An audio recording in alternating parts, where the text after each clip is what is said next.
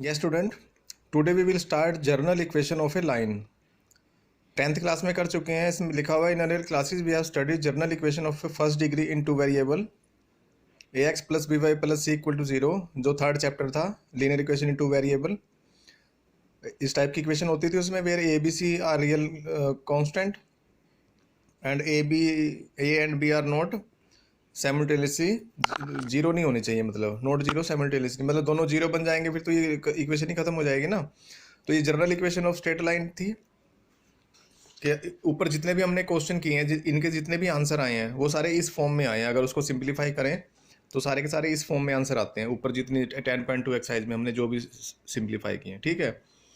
तो अब इस एक्सरसाइज में क्या हमें दिया हुआ है, different form of A x plus B Y plus C equal to zero, यानी कि इसी इक्वेशन को हम डिफरेंट फॉर्म में चेंज करेंगे.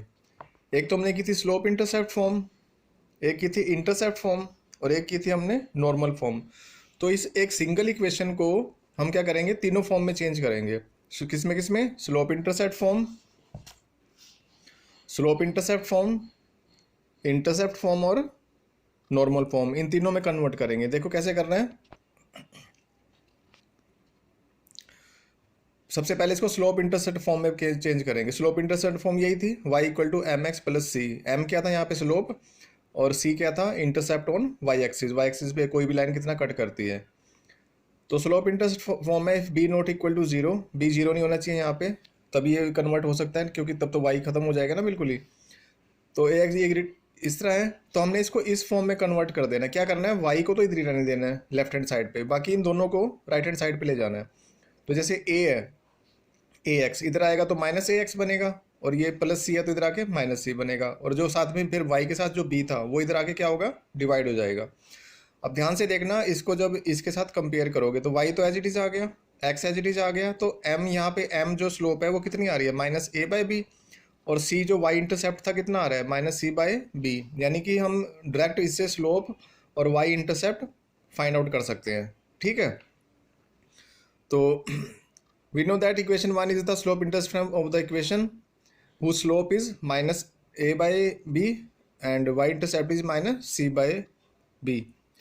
और अगर b not equal to zero है तो y इंटरसेप्ट आ रहा है, और if b equal to zero तो क्या होगा, यहाँ से b जीरो हो जाएगा b, तो क्या बचेगा a x plus C equal to zero, तो x कितना आ जाएगा माइनस सी अपॉन ए, ये प्लस आगे इधर माइनस बनेगा और ए आगे डिवाइड होगा, तो x equal to minus C upon a.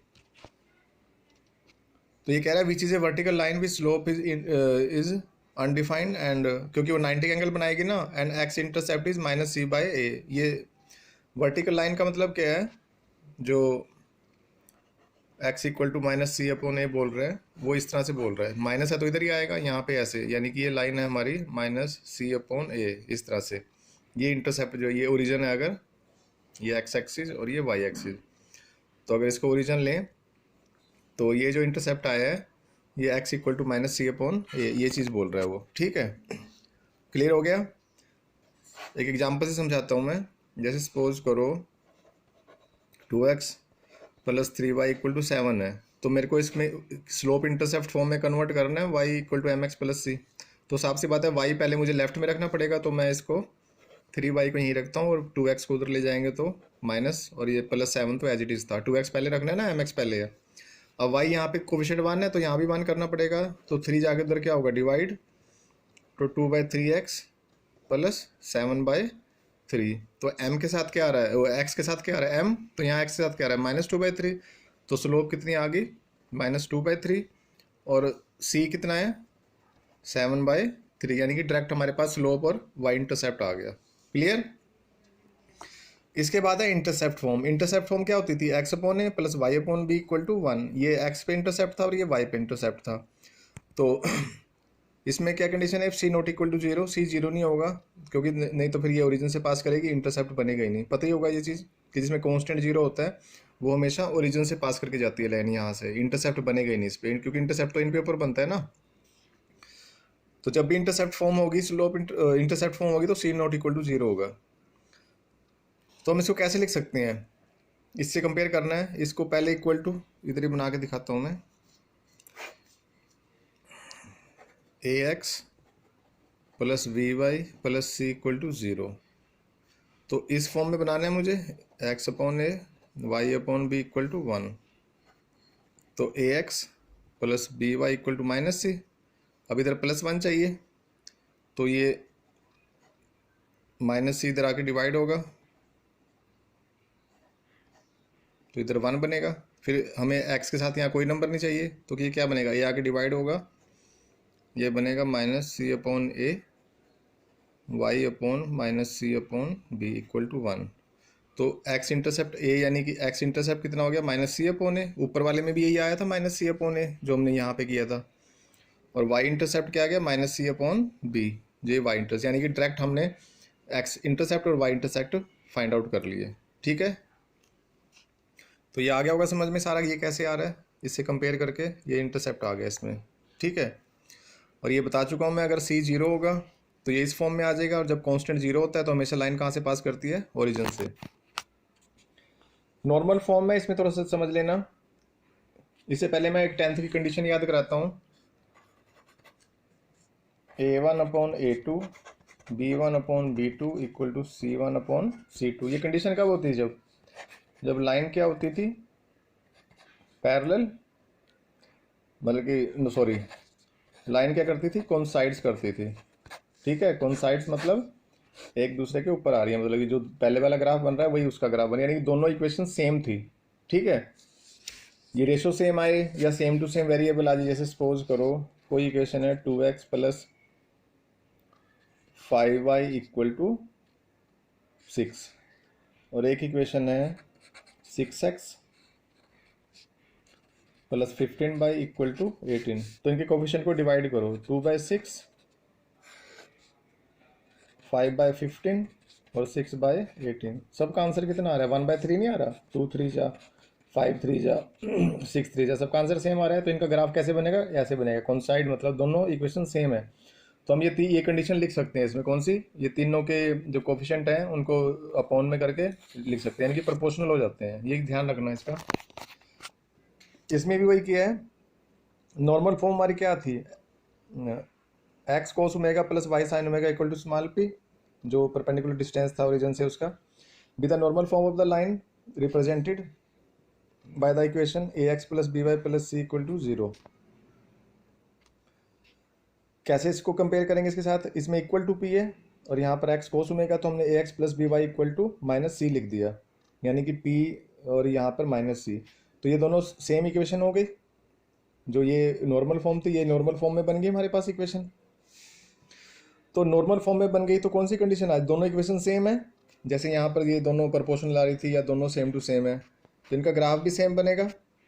तो हम कौन सी कंडीशन यूज़ कर सकते हैं, a1 अपॉन a2, यानी कि a1 इसको लिया है, a2 किसको लिया है, कोस ओमेगा को, b1 upon b2 sine omega, और c1 अपॉन c2, यानी कि c1 ये और p जो स्मॉल p हमारा ये c2 है। ठीक है, ये कंडीशन समझ में आ गई 10th में जो कोइंसाइड वाली कंडीशन थी, आगे समझ में। अब हम क्या करेंगे, इसी को एक बार इसके इक्वल लिखेंगे, फिर इसी को एक बार इसके इक्वल लिखेंगे, तो हमारे पास कोस ओमेगा और साइन ओमेगा की वैल्यू आ जाएगी। ये कर रखा है मैंने आगे, ये देखो, a upon cos omega minus C upon p, b upon sine omega minus C upon p. अब इसको क्रॉस मल्टीप्लाई कर दें, कोस ओमेगा ऊपर जाएगा तो क्या बनेगा, ये ए पी, और माइनस सी नीचे आएगा तो माइनस सी, माइनस यहाँ पे लगा दिया। साइन ओमेगा को ऊपर ले जाओ तो पी यहाँ पे आएगा बी पी, और सी नीचे आएगा तो बी पी अपॉन सी। ठीक है, तो ये कोस ओमेगा और साइन ओमेगा आ गया। तो इनकी स्केयरिंग एडिंग कर दी हमने, sine square omega plus cos square omega, ये भी ऐड हो जाएगा और स्केयर हो जाएगा। तो साइन स्केयर कोस स्केयर किसके इक्वल होता है, 1 के। अब ध्यान से देखना, इसमें माइनस का तो प्लस बन जाएगा स्केयर होके, और दोनों में पी स्केयर आ रहा है तो पी स्केयर कॉमन आ गया। ठीक है, तो यहाँ पे क्या बचा, A square by C square, यहाँ पे क्या बचा, B square by C square. तो दोनों में सी स्केयर कॉमन आके यहाँ मल्टीप्लाई हो जाएगा, तो ये क्या बनेगा, सी स्केयर, और यहाँ पी स्केयर कॉमन आ रहा है तो ब्रैकेट में क्या बचेगा, P A square plus B square. तो मल्टीप्लाई में तो जाके क्या होगा, डिवाइड होएगा, तो C square upon A square plus B square, और स्केयर इधर आके क्या बनेगा, स्केयर रूट। तो स्केयर रूट बनेगा तो इसका स्केयर रूट से कैंसिल हो जाएगा, प्लस माइनस, और ये आ जाएगा हमारा रूट। ठीक है, तो इस p की वैल्यू यहां पर पुट कर दो इसके अंदर। ठीक है, इस p की वैल्यू, तो जब यहाँ पे पुट करोगे पी की जगह क्या आएगा, ये आएगा, तो ये सी जहाँ आएगा तो सी से सी कैंसिल हो जाएगा, क्या बचेगा ए अपॉन ए स्क्वायर प्लस बी स्क्वायर। और जब इसको यहाँ पे पुट करोगे, सॉरी इसको यहाँ पे पुट करोगे तो फिर यहाँ पे सी, ये सी से कैंसिल हो जाएगा, तो क्या बचेगा बी अपॉन ए स्क्वायर प्लस बी स्क्वायर। तो ये हमारे पास कंडीशन आ गई, यानी कि जब भी किसी को हमने नॉर्मल फॉर्म में चेंज करना है तो उसमें जो भी एक्स का कोफिशिएंट है उसको एक्स स्केयर और एक्स और वाई के स्केयर कोफिशिएंट को स्केयर करके ऐड करके रूट में लगा के डिवाइड कर दो उसको, तो वो नॉर्मल फॉर्म में चेंज हो जाएगा। मैं इसका एग्जांपल से बता रहा हूँ वो भी कैसे क्वेश्चन है। ये हमारा कोस ओमेगा आ गया और ये साइन ओमेगा आ गया। मैं इसको एग्जांपल से समझाता हूँ कि हम इसको कैसे कन्वर्ट करते हैं।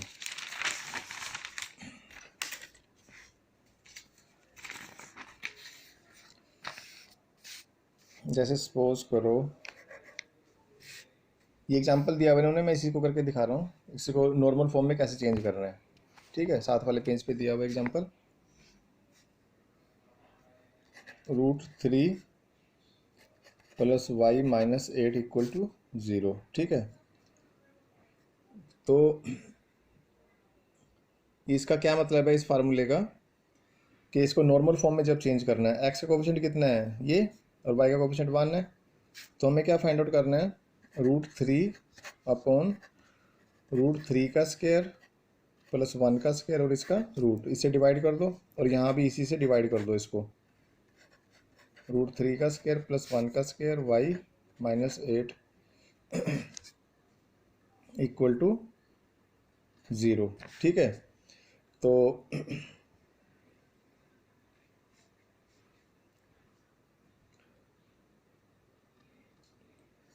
इसके अपॉन में भी ये आएगा, √3 का स्क्वायर प्लस 1 का स्क्वायर, डिवाइड करते चले गए हम सारे को। ठीक है, यहाँ पे एक्स लगा दो, तो ये बचा √3 इसका रूट कैंसिल, 1 का स्क्वायर 1, तो ये आया अपॉन 2, यहाँ भी अपॉन 2 आया और यहाँ भी अपॉन 2 आ गया, ये 2 4 जा कैंसिल, तो ये इसकी नॉर्मल √3/2 कितना होता है, कोस 30 डिग्री, और यहाँ पर वाई है तो 1/2, यहाँ पे साइन पुट करना है तो ये कितना होता है साइन 30 और इसको इक्वल टू 4। ठीक है, तो ओमेगा यहाँ पर कितना आ गया 30 आ गया और पी कितना आ गया 4 आ गया। आया समझ में? यानी कि जब भी जर्नल इक्वेशन को नॉर्मल फॉर्म में चेंज करना है तो एक्स वाई के जो कोफिशिएंट है उनका स्केयर करो, उनको ऐड करो और उसका स्केयर रूट लगा के इसी से डिवाइड करते जाओ तीनों टर्म को, इसको भी इसको भी इसको भी। ठीक है, तीनों को डिवाइड कर दो और सिंप्लीफाई करके जो भी आएगा हमारे पास वो हमारी कौन सी फॉर्म आ जाएगी, नॉर्मल फॉर्म आ जाएगी। ठीक है, जर्नल से नॉर्मल फॉर्म। क्लियर हो गया? एक्स का कोफिशिएंट का स्केयर प्लस वाई के कोफिशिएंट का स्केयर, उसका स्केयर रूट और तीनों को डिवाइड करते जाना है, अपने आप हमारा आंसर आएगा। ठीक है, तो ये तो था नॉर्मल फॉर्म, जर्नल फॉर्म से नॉर्मल फॉर्म में कन्वर्ट करना है इसको। ठीक है, एग्जांपल्स दिए मैं कर लेना इसमें। अब एक आएगा हमारे पास distance of a point from a line, यानी कि ये कोई पॉइंट दिया हुआ है, ये कोई लाइन गई हुई है और हमें इसका डिस्टेंस फाइंड आउट करना है। ठीक है, ये डिस्टेंस कितना आएगा, तो उसके ऊपर ये कंडीशन है सारी, समझा देता हूँ मैं। ये कार्टेशियन कोऑर्डिनेट सिस्टम ये तो है ही है, ये लाइन जा रही है कोई एल, नाम लिखा है इसका ax plus B Y plus equal to 0 और ये कोई पॉइंट दे रखा है यहाँ पे x1 y1, इसका ये डिस्टेंस फाइंड आउट करना है हमें, ये कैसे फाइंड आउट करना है। ठीक है, तो पहले इसको इंटरसेप्ट फॉर्म में चेंज करके, जैसे अभी इंटरसेप्ट फॉर्म में चेंज किया था, हम इसके कोऑर्डिनेट्स फाइंड आउट कर लेते हैं, क्योंकि एक्स एक्सिस और वाई एक्सिस की हेल्प लेनी पड़ेगी क्योंकि इसे कोऑर्डिनेट हमारे पास पहले से ही होता है। एक्स एक्सिस पे y0 होता है, वाई एक्सिस पे x0 होता है। तो एक्स इंटरसेप्ट -c/a बना था, पीछे इंटरसेप्ट फॉर्म में देख लेना, और ये y0 आएगा और यहाँ पर एक्स वाई एक्सिस पे x0, तो y इंटरसेप्ट क्या बना था -c/b। ठीक है, ये डिस्टेंस c सपोज कर लिया, तो ये कोऑर्डिनेट्स लिखे हुए हैं इसके। ठीक है, ये जो हमने यहाँ पे लिखे हैं, तो 3 कोऑर्डिनेट्स आ गए, x1 y1, इसको x2 y2 और इसको x3 y3 लिया हुआ इन्होंने। वैसे तो कुछ भी ले सकते हो बट इन्होंने लिया हुआ, उसके अकॉर्डिंग ही कर रहा हूँ मैं। एरिया ऑफ ट्रायंगल का क्या फार्मूला होता है, 1/2 बेस इंटू हाइट, तो area of triangle P Q R, area of triangle P Q R 1/2 base into height, यानी कि ये तो बेस हो गया और ये पी एम हाइट होगी। तो हमें पी एम फाइंड आउट करना है, ये डिस्टेंस फाइंड आउट करना है ना हमें। तो इसको क्रॉस मल्टीप्लाई कर दो, 2 यहाँ मल्टीप्लाई होगा और क्यू आर जाके क्या हो जाएगा, डिवाइड हो जाएगा। ठीक है, अब हमें ये दो चीज़ें फाइंड आउट करनी है, area of triangle P Q R और अपॉन क्यू आर डिस्टेंस। जब डिवाइड कर देंगे तो हमारे पास पी एम आ जाएगा। ठीक है, अब area of triangle P Q R का फार्मूला 10th में किया था, कौन सा फार्मूला था, यही था फार्मूला 1 2 3, फिर हम यही लिखते थे, फिर यहाँ 2 आता था, यहाँ 1 आता था, यहाँ सॉरी यहाँ 3 आएगा, यहाँ 1 आएगा, सिमेट्रिकली लिखते जाना है। फिर हम ऐसे लिखते थे, फिर यहाँ 2 आया तो यहाँ पर 3, यहाँ 3 आया तो यहाँ पर 1, यहाँ 1 आया तो यहाँ पर 2। तो यही फार्मूला था, वही फार्मूला इन्होंने यहाँ पे यूज़ किया हुआ है। इसको थोड़ा खुद ही कर लेना, x1 y2 minus y3 plus x2 y3 minus y1 plus x3 और y1 माइनस y2, ये इसमें सीधा फार्मूले में ये वैल्यूज़ पुट कर दी हैं सारी। ठीक है, तो इसको सिंप्लीफाई करके हमारे पास ये आ गया। और इसके बाद क्या किया इन्होंने, इसका एलसीएम ले लिया यहाँ पे ए बी, ये मैंने करके दिखाया हुआ है। तो यहाँ पर ए सी x1 आएगा, यहाँ बी सी y1 आएगा, यहाँ पे सी स्क्वायर आएगा। तो ऊपर ध्यान से देखना, सारों में सी कॉमन आ रहा है, तो सी कॉमन ले लिया, और ए भी तो एलसीएम है ही है, ये बाहर लिखा दिया हमने, मॉडुलस के साथ बाहर आया। यहाँ पे क्या बचा, ए x1 बी y1 प्लस सी, ये आ गया हमारे पास। ठीक है, और फिर हमने क्या करना है, क्यू आर का डिस्टेंस फार्मूला जो भी 10th में किया हुआ है, x2 minus x1 y2 minus y1 उसका स्क्वायर रूट। तो ये फार्मूला यूज़ किया उन्होंने, x2 minus x1 plus y2 minus y1। ये माइनस लगा रखा, अगर किसी बुक में नहीं तो माइनस लगा लेना है, वैसे कोई फ़र्क नहीं पड़ता क्योंकि स्क्वायर है इसका। तो ये भी सिंप्लीफाई करके हमारे पास ये आ गया, c square by a square plus c square by b square. ठीक है, तो सी स्क्वायर बाई ये इसमें से रूट में से हमने बाहर निकाला इसको, तो जो एलसीएम वगैरह लेंगे तो अंदर ए स्क्वायर प्लस बी स्क्वायर आ जाएगा, ये आ गया हमारे पास। ठीक है, तो पी क्यू आर का एरिया ये आ गया, ये यहाँ पुट करेंगे, और ये जो क्यू आर था ये इसका ये आ गया। तो जब दोनों को डिवाइड करोगे तो ये दोनों देखना ध्यान से सेम आ रहे हैं, तो इनकी कटिंग हो जाएगी। तो क्या बचेगा, a x1 plus b y1 plus C upon में a square plus B square इसका रूट, ये नेक्स्ट में ये बचा होगा। ठीक है, तो डिस्टेंस कितना आ गया, यानी कि हमें डिस्टेंस कैसे फाइंड आउट करना है, a x1 plus b y1 plus C upon A square plus B square और उसका मैग्नीट्यूड। ठीक है, इसका मैं एग्जांपल से बता रहा हूँ कि ये है क्या, इसका मतलब इस फार्मूले का मीनिंग क्या है। सपोज करो यहाँ पर 2 और 3 पॉइंट दिए हुए हैं। ठीक है, इसको हम x1 और y1 ले रहे हैं, और यहाँ पे इक्वेशन है 5x माइनस 3y प्लस 4। ठीक है, इक्वल टू 0। अब ये डिस्टेंस फाइंड आउट करना है, तो ये कौन सी फॉर्म हो गई, a x plus B Y plus C equal to 0। हमारा क्या फार्मूला है, यही फार्मूला है हमारा कि D equal to A x1 B y1 plus C upon A square B square और इसका रूट। ठीक है, अब देखो यहाँ पर x1 y1 क्या है, 2 और 3, तो डिस्टेंस कितना आएगा, a कितना है 5, तो 5 इंटू 2, फिर b कितना है -3 और y1 कितना है 3।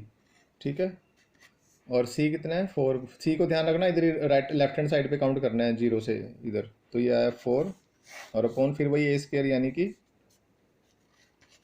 5 स्क्वायर प्लस -3 का स्क्वायर और इसका रूट, ये डिस्टेंस आ गया। बस इसको सिंप्लीफाई करके जो भी आंसर आएगा वो डिस्टेंस आ जाएगा। क्लियर हो गया फार्मूला। ठीक है, इसके बाद है distance between two parallel lines. दो पैरेलल लाइन आ रही है तो इनके बीच में डिस्टेंस फाइंड आउट करना है। तो पैरेलल लाइन में कहीं पे भी डिस्टेंस लो, सब जगह सेम आएगा। हमें इसमें एक्स एक्सिस की हेल्प लेनी पड़ेगी, क्योंकि यहाँ पर एक कोऑर्डिनेट हमारा y0 जो है पहले से ही आता है, क्योंकि यहाँ कहीं ले लेंगे तो हमें कोई पॉइंट पता नहीं है। और ये डिस्टेंस आ गया तो समझ लो सारे डिस्टेंस आ गए। ठीक है, तो ये फर्स्ट इक्वेशन सपोज कर रखी है उन्होंने, y equal to M x plus C one और y equal to M x plus C1 C2 different होंगे इंटरसेप्ट, क्योंकि स्लोप तो सबकी सेम रहेगी और ये तो लोकस ही के पॉइंट है x y। तो इसका पॉइंट एक तो C आ गया और ये x इंटरसेप्ट है, तो एक्स इंटरसेप्ट माइनस सी one upon m, intercept form में कन्वर्ट करके इसको फाइंड आउट कर लेना जो पीछे बताया था मैंने, ठीक है, माइनस सी वन अपॉन एम, यानी कि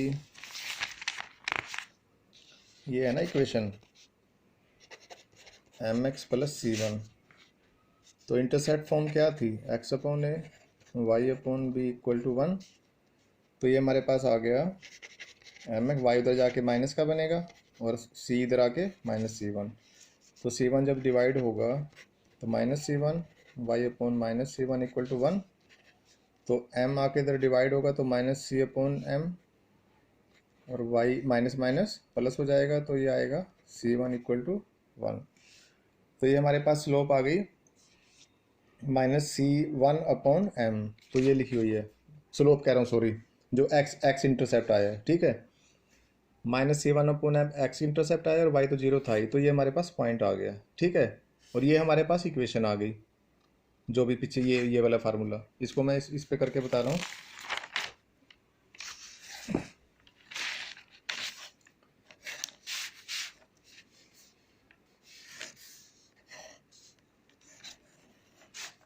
ये सपोज करो हमारे पास पॉइंट आया माइनस सी वन अपॉन एम और कोमा जीरो, ये वाला पॉइंट, ठीक है। और इसकी इक्वेशन कहाँ, इससे फाइंड आउट करनी है, इसका डिस्टेंस किससे फाइंड आउट करना है, इससे y equal to M x plus C two, इससे फाइंड आउट करना है, ठीक है। तो डिस्टेंस, ये डिस्टेंस हो गया हमारा। तो डिस्टेंस का फार्मूला क्या था, यही था a x one b y one plus C upon A square B square, इसका रूट यही था। अब यहाँ पे ना पहले तो इसको जर्नल फॉर्म की फॉर्म में लिख लो, इसको M X minus C plus C two equal to zero. तो यहाँ पर ए ये है, बी माइनस वन है और सी टू है, और एक्स वन वाई वन ये है हमारे, ठीक है। तो बस इसमें पुट करते जाओ, डी इक्वल टू क्या आएगा, ए कितना है एम,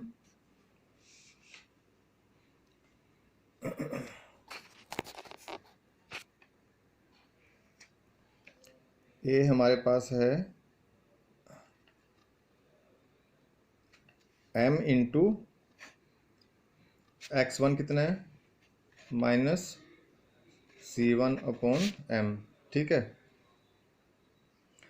और प्लस बी कितना है, बी है माइनस वन और वो कितना है जीरो, और सी टू तो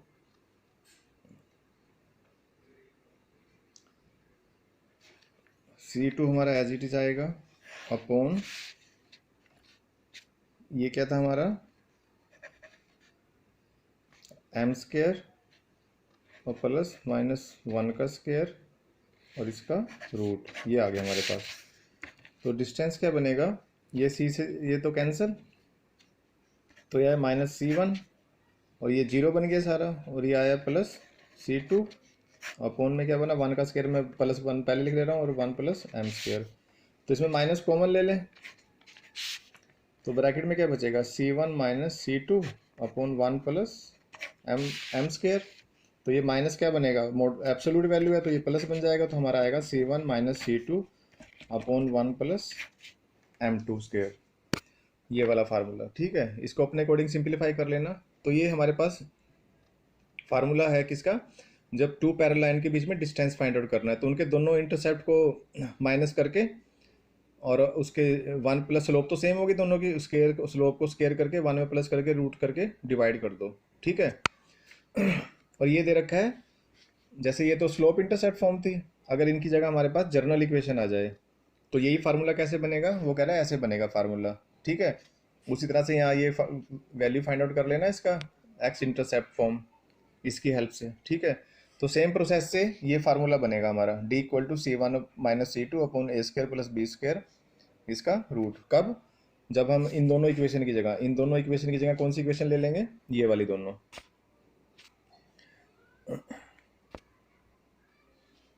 कौन सी, a x plus B Y plus C one और a x plus B Y plus C two. तो ये हमारा ये फार्मूला बन जाएगा, ठीक है, यही वाला सेम फार्मूला हमारा ये वाला फार्मूला बन जाएगा, ठीक है। ये आगे एग्जांपल्स दे रखे हैं, जब इसमें से एग्जांपल्स में से करोगे तो ये क्लियर हो जाएगा अपने आप। जैसे ये दोनों एग्जांपल सिंपल हैं, ठीक है, इस एग्जांपल को समझ लेना। और अगर कोई चीज़ ना समझ में आए तो मुझे क्लियर कर देना, ठीक है, व्हाट्सएप पे सेंड कर देना मुझे। Okay, thank you.